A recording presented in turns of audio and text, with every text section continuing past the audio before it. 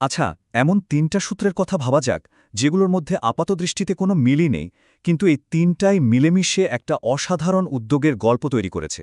চলেন আজ সেই গল্পটাই জানা যাক। আমাদের এই ধাঁধার প্রথম অংশটা হলো একটা ম্যাথ অলিম্পিয়াডের গাইড বই। কিন্তু মজার ব্যাপার কি জানেন, এই উদ্যোগটা আসলে ম্যাথ নিয়েই না। তাহলে এই বইটা এখানে কি করছে? আচ্ছা, এরপর আসছে দ্বিতীয় সূত্রটা, যেটা আরও অদ্ভুত। একটা ওয়েবসাইট, কিন্তু সেটা ব্লকড, মানে একটা বাধা। তো একটা ম্যাথ গাইডের সাথে একটা বন্ধ ওয়েবসাইটের কি সম্পর্ক থাকতে পারে, তাই না? আর আমাদের শেষ সূত্রটা হলো একজনের একটা মহৎ উদ্দেশ্য। আর এই উদ্দেশ্যটাই আমাদের গল্পের মূল চরিত্রের সাথে পরিচয় করিয়ে দেয়। আর সত্যি বলতে এই সূত্রটাই কিন্তু পুরো পাজলটা মিলিয়ে দেয়।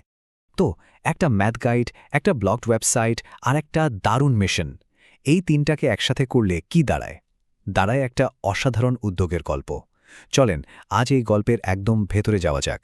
এই পুরো ঘটনার কেন্দ্রে যে আছে তার বয়স কিন্তু মাত্র ১৩, নাম ফাতিহা আয়াত। এই স্বপ্নদ্রষ্টা মেয়েটাই কিন্তু এই ৩টে সূত্রকে এমনভাবে এক করেছে যা কেউ ভাবতেও পারেনি। ফাতিহার এই জার্নিটা শুরু হয়েছিল কিন্তু খুব সাদামাটাভাবে। প্রতিদিন বাবার সাথে স্কুলে যাওয়ার সময় গাড়িতে বসে বিবিসি পডকাস্ট শুনত সে। ভাবা যায়, বিশ্বের নানা সমস্যা নিয়ে ওই আলোচনা শুনতে শুনতেই একদিন তার মনে এত বড় একটা স্বপ্ন জন্মাবে। তো এই যে জিরো অলিম্পিয়াড, এটা আসলে কি? এটা কিন্তু কোনো সাধারণ ম্যাথ বা সায়েন্স কম্পিটিশন না। না, একেবারেই না। এটা এমন একটা উদ্যোগ যা এর আগে কখনো হয়নি।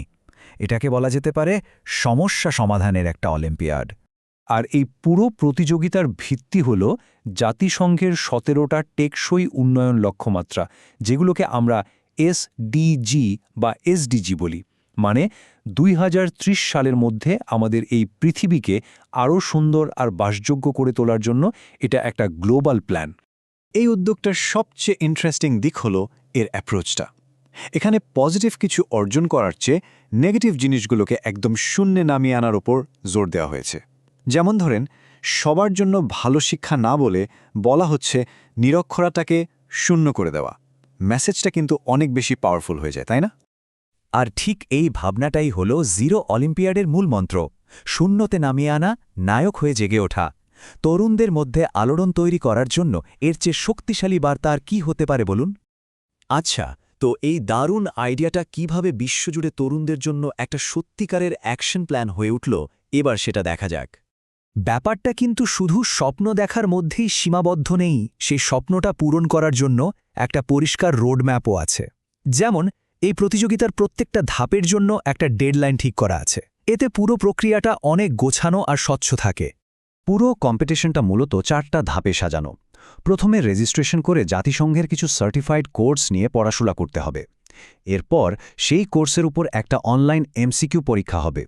যারা এখানে কোয়ালিফাই করবে তারা একটা নির্দিষ্ট এসডিজি নিয়ে ৩ মিনিটের একটা ভিডিও বানাবে, যেখানে তারা নিজেদের সলিউশনটা তুলে ধরবে। আর সবশেষে ৫১ জন ফাইনালিস্ট সরাসরি একটা ইভেন্টে অংশ নেবে, যেখানে ১৭ জন তাদের আইডিয়াগুলো বিশ্বের বড় বড় নেতাদের সামনে প্রেজেন্ট করার সুযোগ পাবে। মানে শেখা থেকে শুরু করে একদম অ্যাকশন পর্যন্ত। আর সবচেয়ে ভালো দিকটা কি জানেন? এই প্রোগ্রামটা সবার জন্য, একদম ক্লাস ৫ থেকে শুরু করে ইউনিভার্সিটি লেভেল পর্যন্ত সবাই এখানে অংশ নিতে পারবে। বয়স অনুযায়ী ৩টা আলাদা গ্রুপ করা হয়েছে। উদ্দেশ্য একটাই, এই পরিবর্তনের যাত্রায় যেন কেউ পিছিয়ে না পড়ে।